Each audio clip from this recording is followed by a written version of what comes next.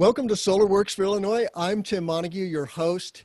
Today is April 21st, and it's my great pleasure to do a special edition of SolarWorks for Illinois. My guest today is Kelly Pickerel, Editor-in-Chief of Solar Power World. Welcome to the show, Kelly. Thanks for having me. I'm very excited to talk with you. I know normally you're on the other end of the microphone and you have your own podcast, which I'm a big fan of. So thank you for producing those, and thank you for coming on the show today. Yeah, no, thanks. I have that Contractors Corner podcast. I talk to solar installers across the United States. So it is a little different to be on the other side, but I'm excited to give it a try. Excellent. And we're going to focus on manufacturing in the solar industry for the most part, but just let's touch base because we are in the middle of the COVID crisis and what I call the COVID recovery economy. And we probably haven't bottomed out yet, but here we are in the third week of April. There's, approaching 20 million unemployed Americans, obviously many millions more around the world as a result of the shutdown. Our global economy has come to a screeching halt. Luckily, not all of it is bad news. Many things are still moving forward, but this has definitely been, as I like to say, a punch in the face for the clean energy economy. But how are you guys doing at Solar Power World, and how are you managing through the crisis? Yeah, so Solar Power World, we're a bi-monthly print magazine, but we produce content online every day. And so we've been trying to follow as much policy that we can related to coronavirus and just following what all solar companies are doing. Our main audience at Solar Power World is the solar installer. So we try to give information that will help them do their jobs better and things like that. So we don't really write for, the homeowner audience or those interested in solar. It's more the people who are actually installing it. And so we've been following, the trade organization SEJA has been trying to do a lot with helping solar installers and employment throughout the industry because there have been estimates that we're going to lose a lot of employment. The good thing is, I guess, that solar installers, it's considered an essential business for a lot of areas. It depends on state, but trying to upkeep our electric grid and things like that, that's considered essential. So there are a lot of efforts to make sure that we are keeping solar installers employed, and we've been trying to provide stories on how to kind of transition business. So that might mean better tips on how to work from home or do sales remotely, or look into other things like maybe we can transition to using drones more. This would be a great time to use drones for site inspections and things like that, and try to get permitting offices to do online permitting, things like that. So at Solar Power World, we've been still going at it day by day, making sure that we're getting really good information out there for our audience. Yep. And, here at Continental, we are a solar installer, commercial industrial here in the Chicagoland area. And while we've seen some projects get delayed, most of our construction is still continuing. We have 400 electricians in the field on a weekly basis right now. That's about 10% down, I think, year over year. But of course, as a whole, there's some major impacts on solar manufacturers and solar installers. I think the latest figure I saw was that there's 100,000 people in our industry that are now unemployed in the U.S. Does that resonate? Yeah, that does seem correct for sure. I think maybe we are down like with the installation, but then with manufacturing, I focus a lot on solar panel manufacturing, which is slightly big in the United States. And I've noticed that a lot of US manufacturers still are producing panels. Like First Solar in Ohio is still making panels. There's Jinko Solar in Florida still making panels, Q-Cells in Georgia, Silfab in Washington. So some of the smaller facilities are still making panels because, again, that's still like considered essential. We do need solar panels. We do need power to keep up the electric grid. The one that I noticed, Tesla, they have a facility in Buffalo, New York, They were making some solar cells for their solar tile product for the solar roof. They shut that down and transitioned to actually making ventilators. So in that case, that's the only one I've heard where a facility has transitioned to something else, but they were able to keep their employees to continue to make ventilators.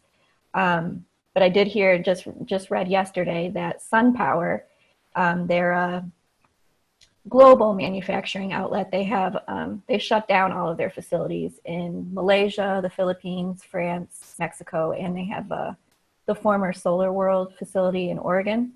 So they did shut that down. They said that it was, they mainly cater to residential and small commercial customers. And so they had enough supply for those customers. So they idled their plants and they've transitioned their workers to 4-day work weeks.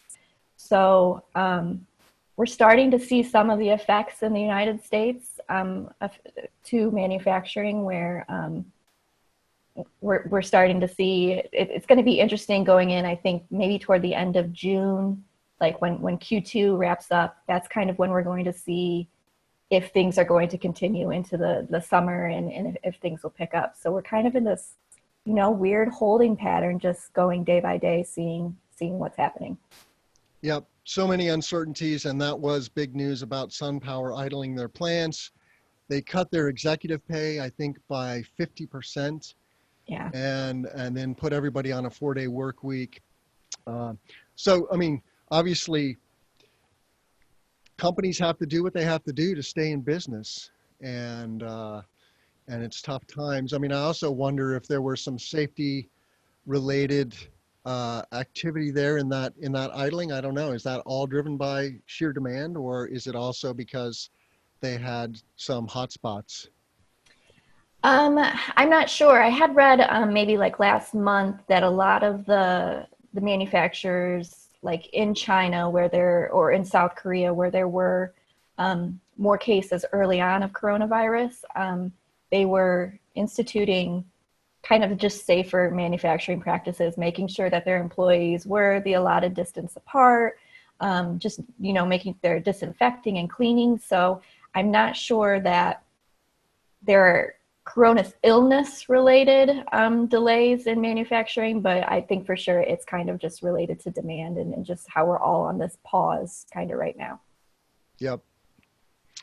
I like to hope that it will be a temporary blip, when we look back a couple years from now, because of course, renewable energy is such a growth economy globally.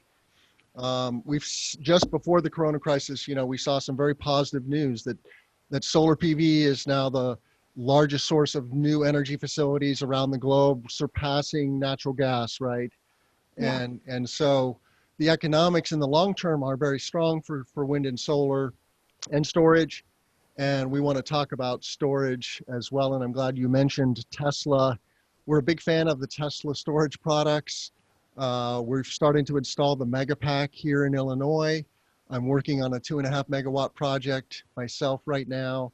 And but let's talk a little more about the manufacturers. I know you're an expert on panels. Are there other panel manufacturers that you see have been directly impacted or are adjusting in any significant way?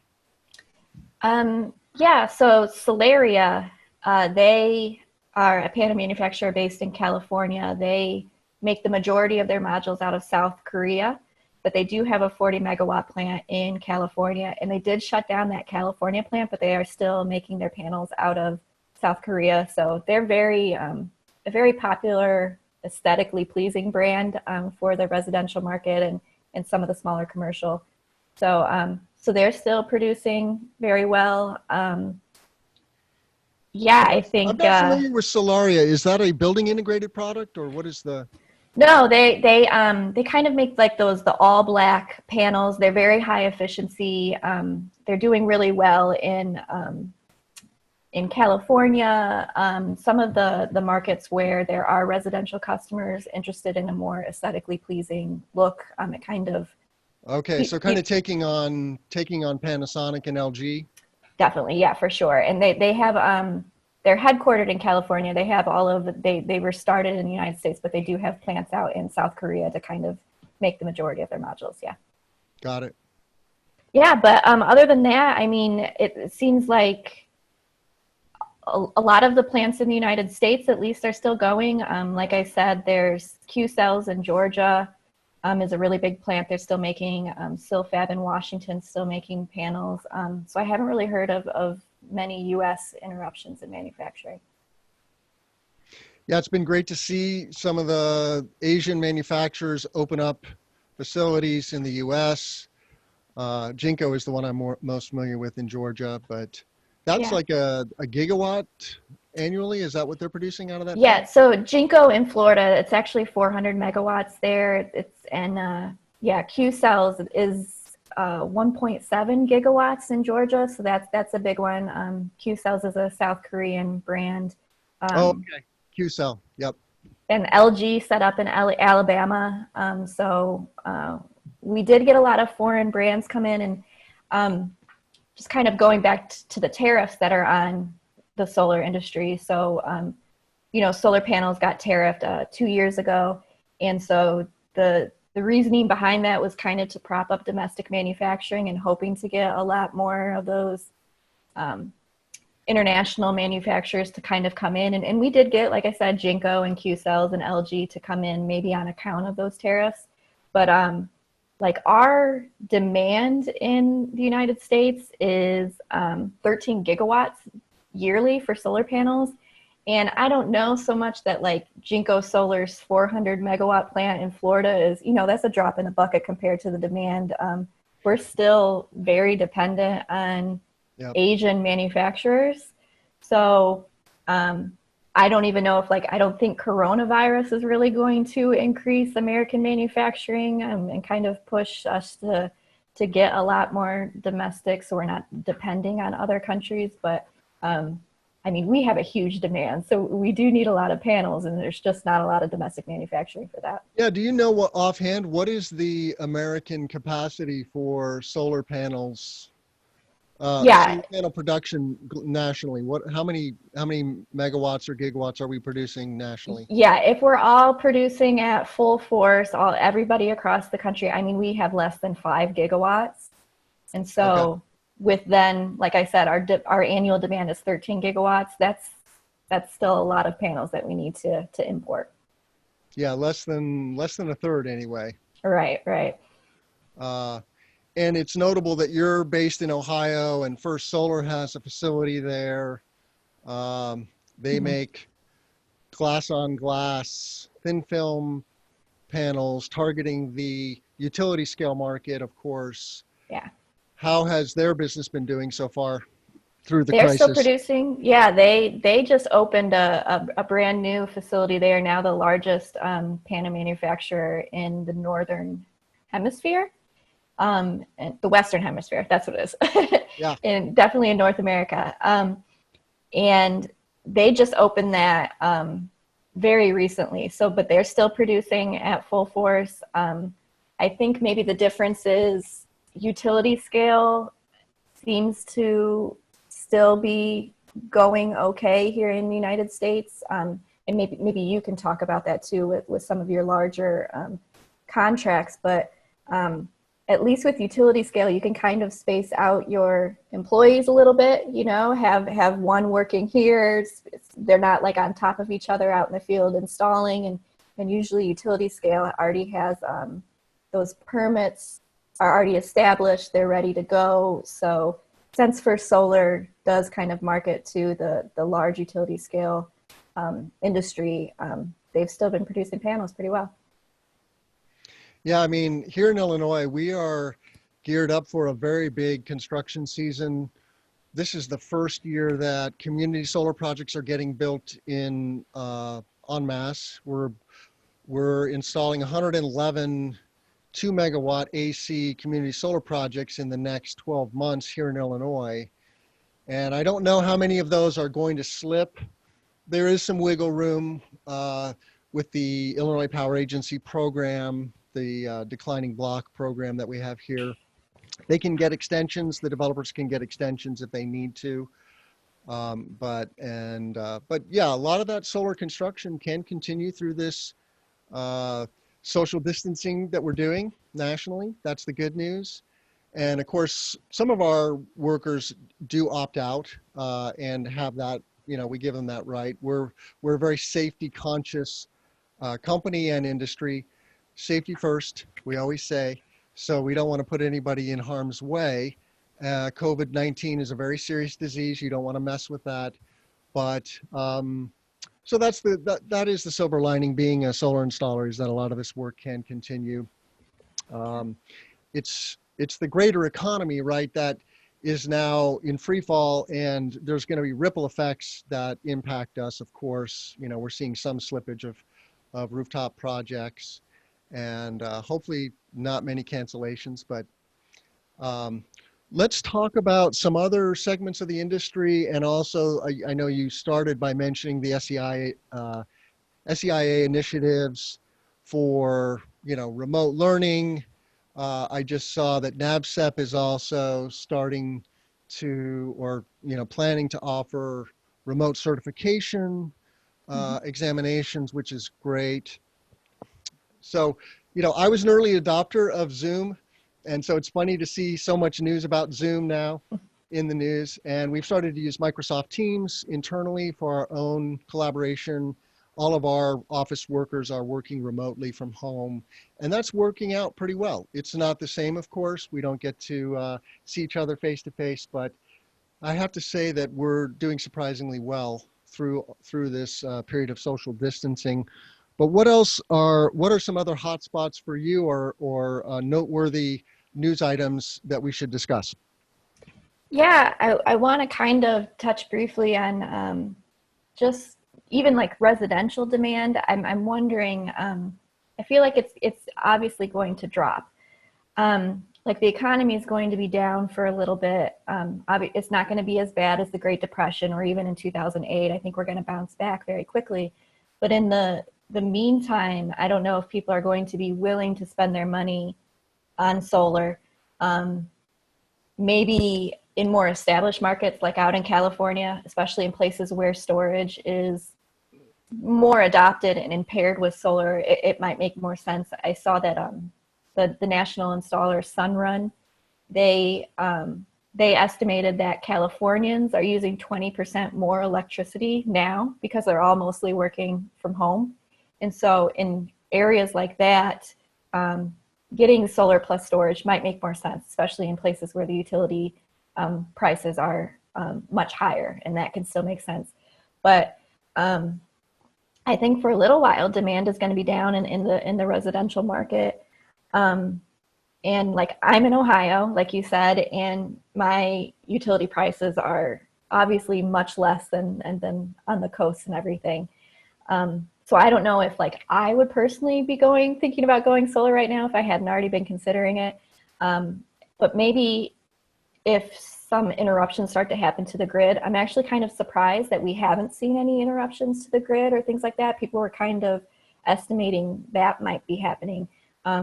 If stuff like that starts to happen in the Midwest in the middle, then I might be more inclined to kind of go solar plus storage.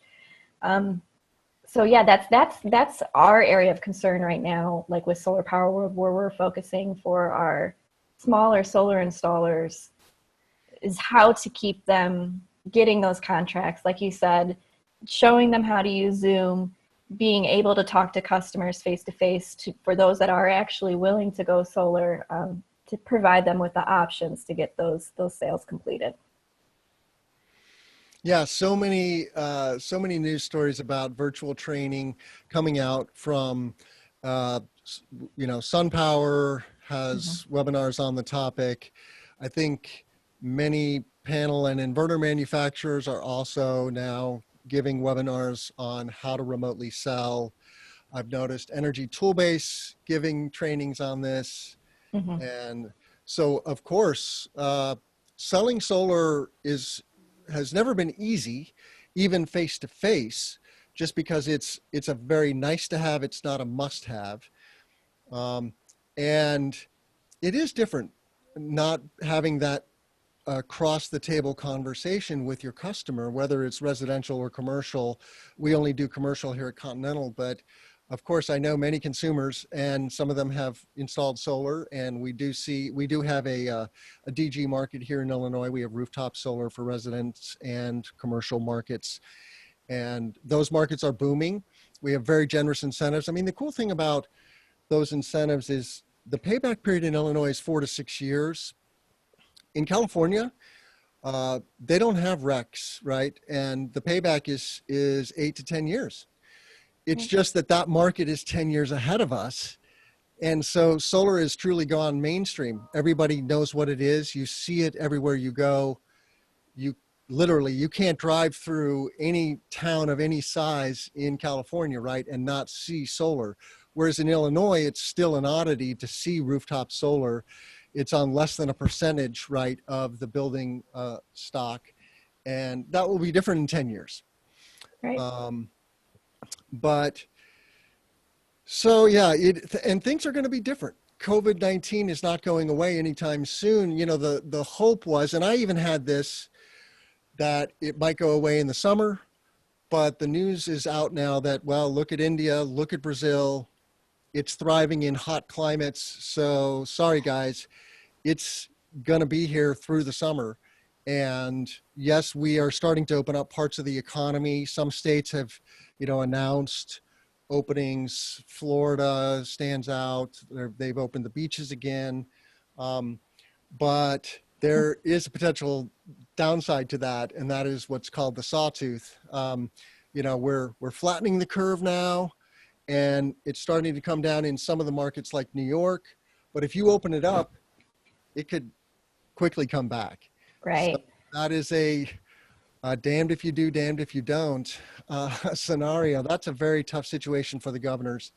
And here in Illinois, we just closed the schools through the end of the school year. We haven't extended the full shutdown. The shutdown ends mid-May, I want to say, officially, but I expect it to get extended. Yeah, I'm actually like the big solar trade show, Solar Power International. It's in September in California.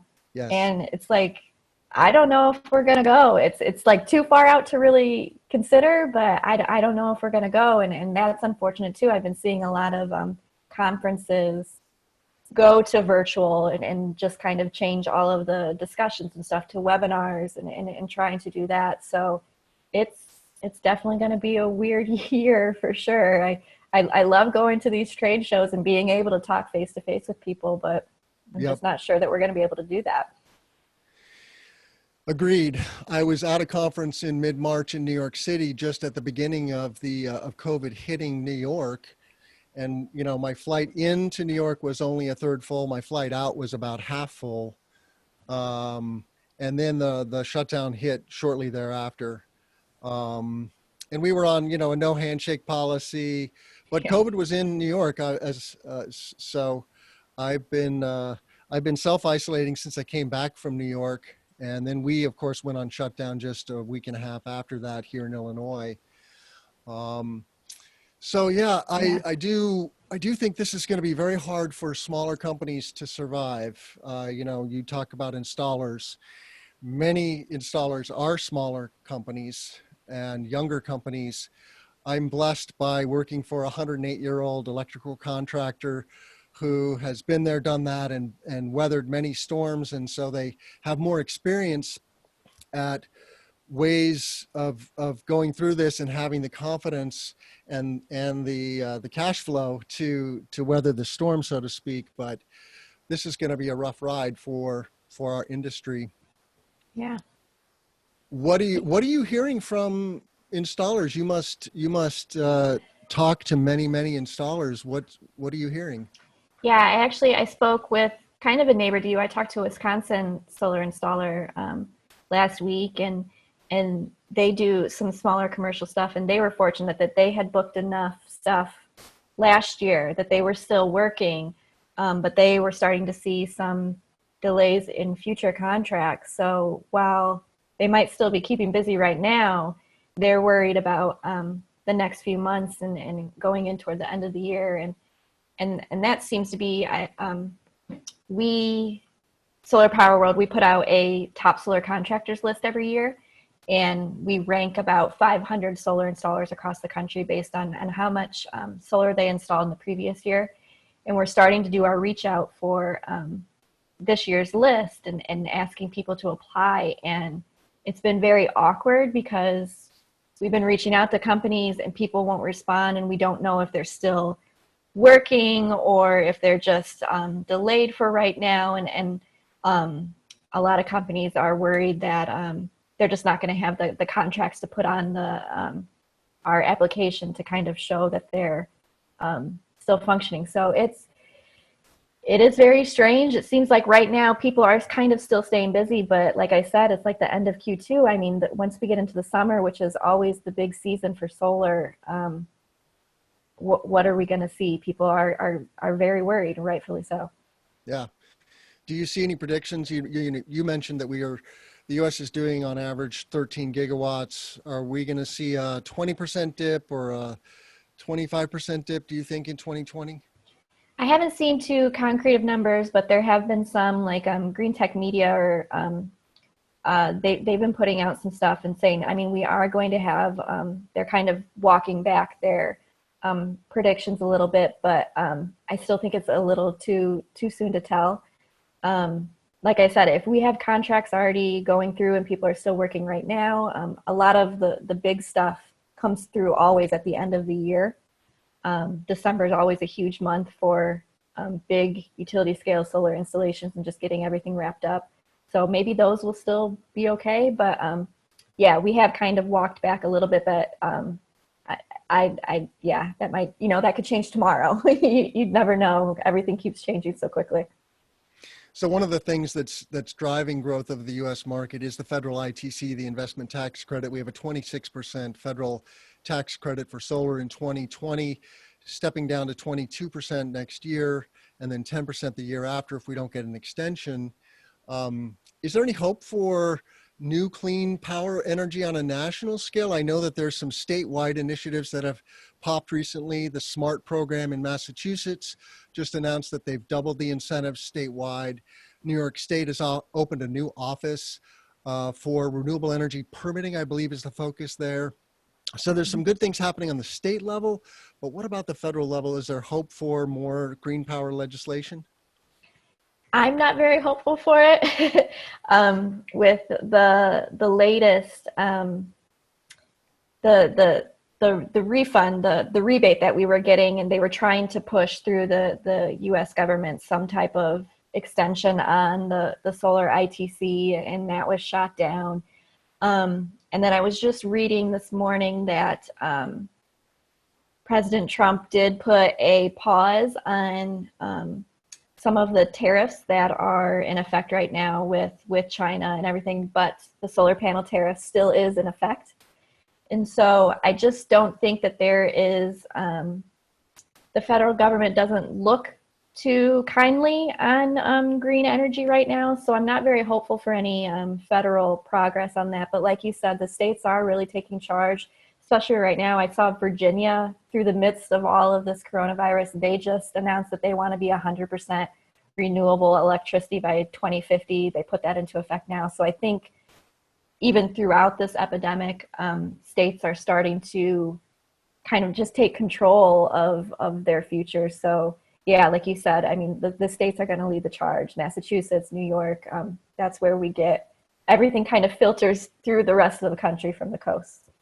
Yeah, that news about Virginia's renewable portfolio standard was pretty earth-shattering for me, and that state has gone from being a very red state to being quite blue.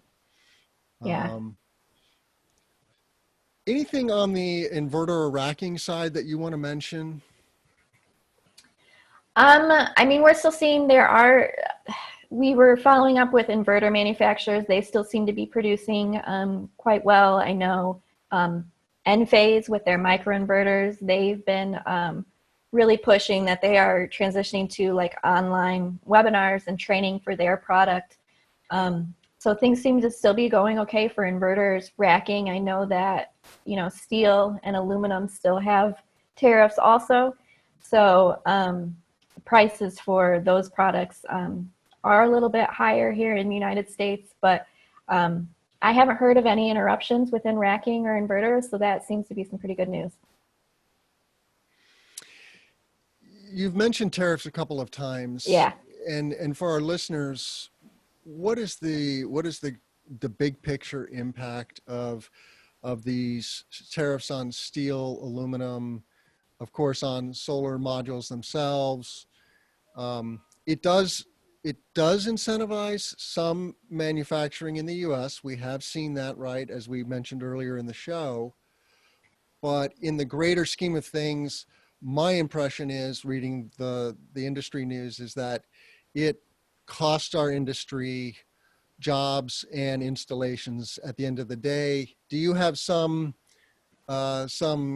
big picture analysis or estimate of what that impact is? Yeah, so I think 2 years ago when the tariffs were first announced, we were kind of like, the sky is falling, we're going to lose so many jobs. That didn't quite happen, but it is still affecting our industry significantly, I think. Like you said, for a lot of like utility scale jobs, those prices to install, it's based on very significant numbers. So if a solar panel changes in price even by 10 cents, that can mean something drastic for these utility scale projects. And so I know for utility scale, they were trying to get bifacial solar panels, which can produce power on each side, trying to get those exempt from the tariff because we needed a little bit of a price break for those utility scale projects. And just last week, the bifacial exemption was revoked. And so those panels are back getting that tariff when we're importing them from other countries. So yeah, and just increasing the price of steel and aluminum for the racks and things like that, it does prevent some of these projects from penciling out, especially in very specific markets, like in the Midwest. I mean, the pricing is, you really have to have that pencil out for it to make sense. And so we're hopeful. Like, it's just been a tornado of things. We have these tariffs and then coronavirus comes. And so the good news is that when we get past this coronavirus, I mean, there is still that interest in solar. States are very interested in renewable power. So we'll make it through. It just will be a little bit more expensive for the time being. Yeah, we have to remember there's a huge volume of solar projects in development in places like the Midwest. When I spoke with Christian Roseland, formerly of PV Magazine, now with the Rocky Mountain Institute, he pointed out that there's 66 gigawatts of development underway in MISO, PJM, and other Midwest markets. So there is a lot of solar in the wings. It's just we need all the incentives we can to drive things forward. In closing, Kelly, would you tell us a little bit about the Ohio market? We don't hear a lot about it. I guess I hear more about it from a utility scale market. Is DG happening? What's going on in Ohio? Yeah, so we do have net metering in Ohio, so that is helpful in getting some of the DG off the ground. We've been having a lot more national installers or more regional installers kind of move into the state. So that is kind of increased the marketing dollars behind solar. I've noticed that like we have 3 really good local solar installers, like in the Cleveland area where I am.